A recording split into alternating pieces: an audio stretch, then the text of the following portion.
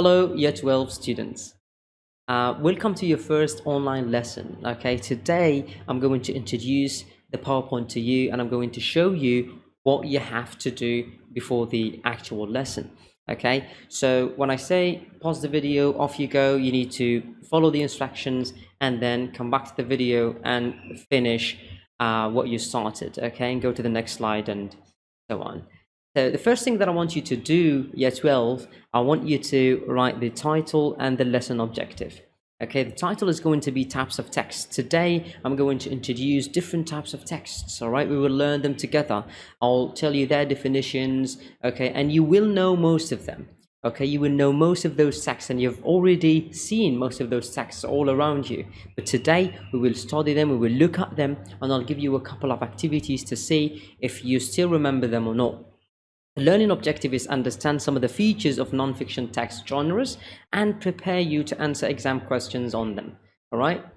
Write down the title and the lesson objectives. Off you go.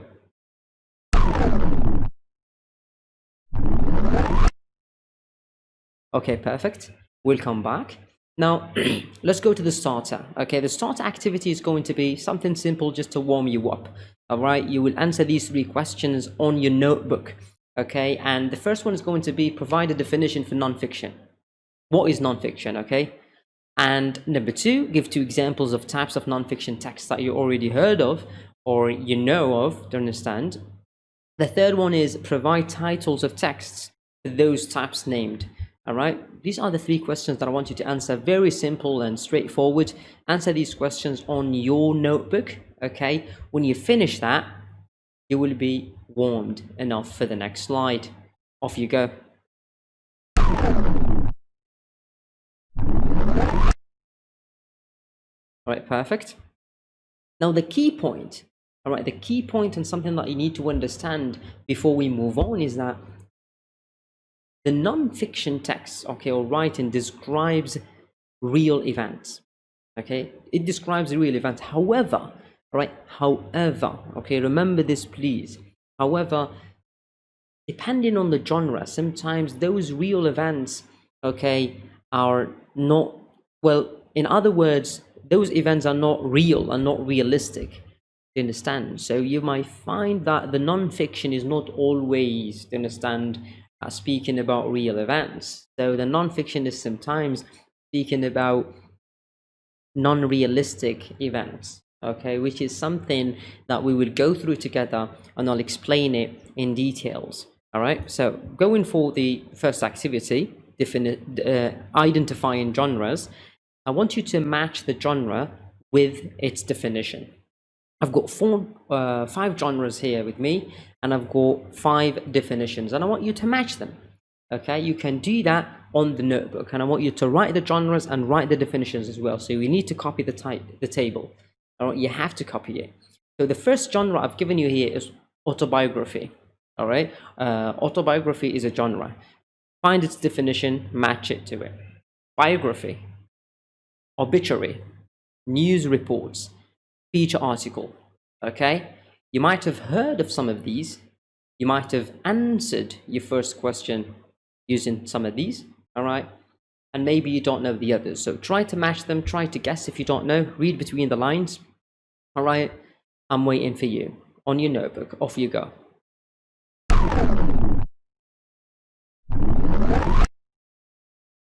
Okay, we'll come back. Now let's talk a little bit about types of texts. All right, what are the types of text that we should expect in paper 1? All right, what are the types of text that we should expect in paper 1 in the exam? All right, the first types of text that we need to expect are biography or autobiography. Okay, biography, autobiography. We should also expect obituaries. We should expect speeches, especially speeches in newspaper or magazine articles. All right, travel writing, diaries or letters, reviews, reference books. Okay, these are the topics or the genres, sorry, that we should expect in paper 1 in the examination. And also when we say speeches, remember the recent speeches, do you understand, especially of presidents or previous presidents, like Barack Obama's speech last month or this month, I don't quite remember, but it was a very interesting speech, if you remember, and if you've seen it. If you haven't, we will see it together in the lesson, and not this lesson, but in the next lesson, and we will talk about it. Okay, we try to annotate, we try to speak about so many factors, so many things that the president has spoken about. So we don't look at it as a president, but the writer, okay, or the speaker. All right. So write these types of texts on your notebooks, because these types of texts are very important. I want you to write them down, just to revise from them later on, and to link them to their definitions. All right, because I will explain each and every one of these genres. Write them down, off you go.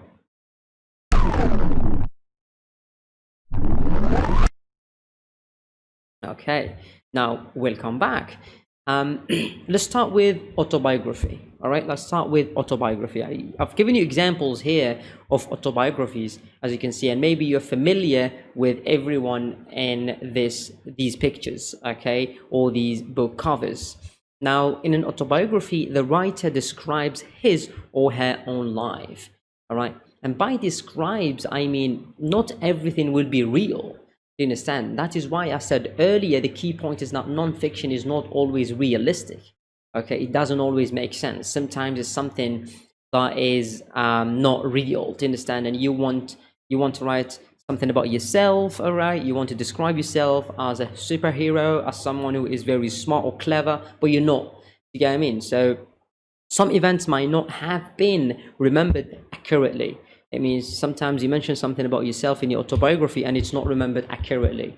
So it is non-fiction still, but it has a flavor of fiction, okay? Or some events may be exaggerated for effect, okay, to show some aesthetic, okay, function of language. You may exaggerate a bit, perhaps to show the writer as positively as possible. All right, some autobiographies may be considered more like fiction, all right, than non-fiction by their readers, because they are not very accurate. So sometimes you read to understand something that is written, it's an autobiography, and at the end you realize it was a story, it was a novel, it was very fictional, to understand. And this might occur, and we will talk about this in the lesson, and we will bring examples as well, not in this lesson but in the next lesson. This is just, an idea of autobiographies, and for you to understand how they work and what they are.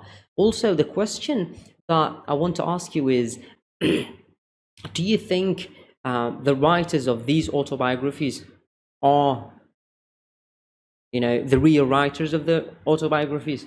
It means, is Usain Bolt the writer of his autobiography? Do you understand what I mean? Or is Gandhi the writer of his autobiography? Or do you understand? This is what I want to ask you. This is a very important question. Did they really write those autobiographies, or did someone else write it for them? Do you understand? Did anyone else write it? This is a very important question that we can discuss together later on when we meet. And we've got a couple of examples to mention as well. Let's move on to the next slide. Biographies. Okay, let's talk about biographies now. Autobiographies, now biographies. Now, a biography, as you all know, is the life story of a famous or interesting person. Now, that person does not write about himself. Okay, the difference here is that the difference between autobiography and biography: in autobiography, you write about yourself. All right. Biography, I write about you. Do you understand? But you need to be famous and interesting person for me to write about you. You get what I mean? So that's a biography. So you write about an interesting person, a famous person like Albert Einstein and Michael Jackson. Do you get what I mean? Here, as you can see, there's so many famous people that have biographies. However, nowadays, you can get a permission, you understand, from that famous person for you to write about him. You know what I mean? It's called authorized biography. Okay, you can get authorized biographies. It means if you're famous, if you are an interesting person, I come to you, an influencer, I come to you, say, can I please write a biography about you? You said yes, I give you full authority, you can do that, I give you permission. I start doing it, yeah, but you will tell me I have to agree on this, I have to agree on that, you need to describe this in that way, don't mention this. So you will give me the details, and I will build the biography based on those details, or write the biography based on those details. Okay, so that's what will happen. And that might not seem very accurate as well when it comes to biographies. You understand? It might not seem very accurate. So just always remember that non-fiction can be affected. You understand? Especially biographies and autobiographies, they can be affected by fictional aspects or elements. All right, remember that. We can discuss that deeply in the actual lesson. All right, moving on from biographies, let's go to diaries, okay, or journals, blogs. All right, very interesting. So many people do these nowadays. Another form of autobiographical writing is the diary or journal, all right, or the modern equivalent, the blog, all right, a short of weblog.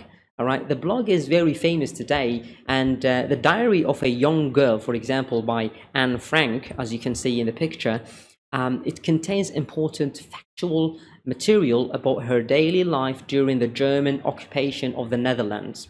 Very important information, historical information, right? And it's very accurate as well. However, not every diary or journal or blog is accurate. To understand, some diaries that were just, created, as here it says, many diaries have other purposes, such as to entertain or to give personal views, and to communicate with friends. Some other diaries are just, for there to entertain people, to get me to entertain us, to make us feel that we've got a connection with that person, but not really. But it's not something to speak about actual events and something that really happened in the past. Okay, so they might not be very accurate as well. We came to realize. All right. So diaries, journals, and blogs. Remember that. Let's move on to the next slide. All right. Now let's talk about news reports. Okay, news reports. So remember, everything that we mentioned now, all these genres, they can appear in your examination.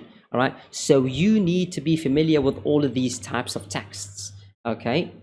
And news reports. Now we are starting to talk about texts that are more accurate. Okay, more accurate news reports. Okay, news reports may appear in newspapers or magazines. News is expected to be objective or unbiased, which means it needs to follow an objective perspective. It shouldn't be subjective. All right, and it is what we kind of see nowadays. Do you understand? News are objective because if an earthquake happens, they say an earthquake happens, even though they might not give the exact number of the people dead in that earthquake. Do you understand? They might say 4 died, but maybe 100 of them died. Do you get what I mean? They might not really, they would redirect us, do you get what I mean? And influence us to look at something and not look at something else, right?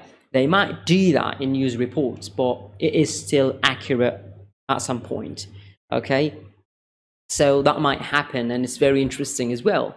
And in all forms of non-fiction text, therefore, the question is, the question of truth and accuracy really matters. So when it comes to news reports, are they really true? Are they really accurate?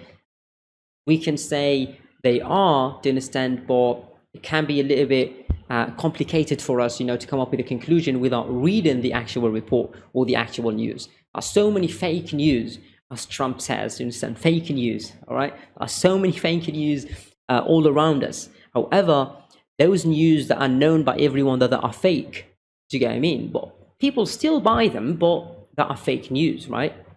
But when something real happens and you kind of hear about it, that's accurate, and that's accuracy, and those are the news reports. Remember that. You might have one of those texts in the exam as well. Let's talk a little bit about feature article. Okay, feature articles are usually about a topic of interest, okay, to a large number of readers. So you are interested in internet, do you get what I mean? So you find these feature articles that speak mainly about internet, right? You're familiar with phones, do you understand, or technology. So you've got this article that speaks about iPhones, do you understand, the new iPhone, the new technology, the new PC, the new gaming software. You get what I mean? So it is very interesting to read a feature article about the topic that is, let's say, that is a topic of interest. All right. They can be about almost anything, obviously, from family matters to global politics. They are usually based on research. So obviously they're based on research, not something random. Of course, they've got statistics, numbers, I mean, how many phones were sold, how many this and that, right? Based on the topic. Now, Opinion or comment pieces will contain factual evidence and explanation. So here we are more accurate because there is an accurate information when you say 55%, and when you give these, statistics, you are being accurate and you're being objective. So this is a non-fiction text. Okay, this is how you know this is a non-fiction text, and we call those feature articles, and that's what they mean by feature articles. Okay, it's a topic of interest to a large number of readers. All right, moving on to the next slide now. Let's talk about obituaries. Okay, an obituary is a newspaper article found most frequently in broadsheet newspapers about a remarkable or well-known person. All right, a famous person, an interesting person, right, who has just died or passed away. Do you understand? Its length depends on the fame or significance of this person or of the subject. All right, let's say if I die, for example, they will write the longest obituary about me. Not really. They will write the shortest one, maybe. Do you get what I mean? So depending on your fame, right, they can write your obituary. Do you understand what I mean? Apart from that, it is a newspaper article, okay, and it's found almost in all newspapers, and I know you're familiar with it. You've seen it before, okay? So that's what we mean by obituary. Okay, moving on to the next slide, let's talk about the second activity. Before the second activity, I wanted to say, okay, those are the texts that we will deal with. All right, those are the texts that we will deal, mainly those texts. Okay, we will deal with those texts. So I hope you wrote down the list, okay, from before. If you haven't, please go back and write it down. If you have, then good. Let's talk about the second activity. We will talk about everything that we've mentioned in details when we meet face to face, all right, when we meet in the online lesson. So I wanted you to watch this video beforehand so that you have an understanding of what the lesson will be about, and you will as well find it easy to interact, okay, with me and with your classmates in the online lesson. And I also want you to write your notes. If you have something that you want to say later on, you write it down, to get I mean now, so that when we are online, you go to your notes and you answer my questions, you ask your questions, and so we create discussion, and we create this atmosphere where we have answers and questions to understand about this interesting topic, all right, about the genres of texts.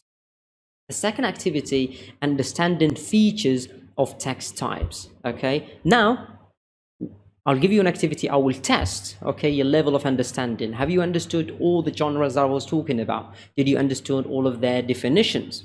Which of the types of text described above do you think the following extract comes from? Okay, I've got text one, I've got an extract, and I want you to tell me which of the above, to understand, is related to this. Give reasons for your decision. Don't just tell me, oh, it is this, and don't give me a reason. You need to give a reason for your decision. Which one do you think is more objective? Explain why you think this. So answer these questions. First of all, which of the types of the text described above do you think the following extract comes from? Give reasons for your decision. Which one do you think is more objective? And explain why you think this. So these are the questions that I want you to answer. Answer these questions in a short paragraph, and please always give your evidence and explain your evidence. All right, your answer is the point. Give evidence to your point and explain your evidence and how they are related to the point. Okay, thank you so much for watching the video. This was your lesson for the day, and this is going to be your lesson for the online class. All right, thank you so much, year 12. See you next time. Cheers.